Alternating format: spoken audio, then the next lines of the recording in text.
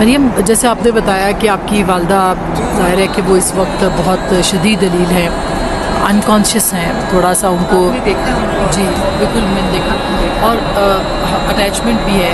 ایک گڑیا، آپ کو گڑیا کہتے ہیں گھر میں، وہ گڑیا اب کس طرح سے کتنی مضبوط ہے؟ جب ہم لندن پہنچے تو فون آیا میرے بھائی کا ہیتھرو ایئرپورٹ پہ، حسن کا، میرے والد کو، کہ آپ گھر نہ آئیں، آپ سیدھا ہاسپٹل آئیں، امی ہاسپٹل میں.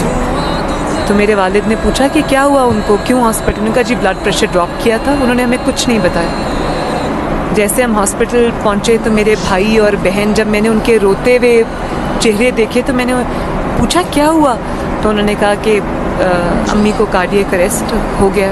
2 کارڈیک اریسٹ ہوئے ان کو ان رو، اور ان کو انہوں نے ریوائیو تو کر لیا ہے لیکن شی از انکانشیس اور وینٹیلیٹر پہ، اور ڈاکٹرز نے کہا ہے کہ ہم کچھ نہیں کر سکتے.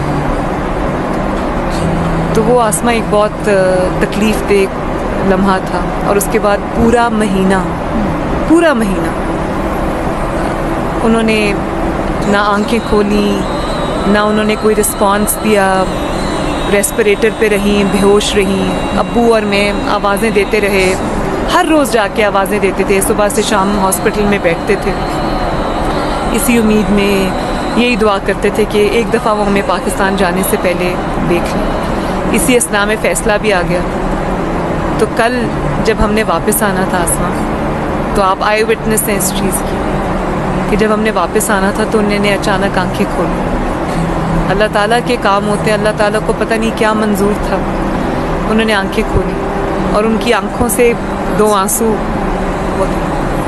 تو میں نے امی کو کہا، میں نے کہا امی دیکھیں، میں وہی والی آپ کی گڑیا ہوں جس کو آپ کہتی تھی کہ تمہارے ہر وقت آنسو یہاں رکھے ہوتے ہیں اور تمہارا دل چھوٹا ہے، تم رو پڑتی ہو. اور میں نے کہا اماں میں وہی والی اب مریم ہوں، اب میں بہادر ہو گئی اور اب مجھے رونا نہیں آتا، تو اس لیے آپ نے بھی نہیں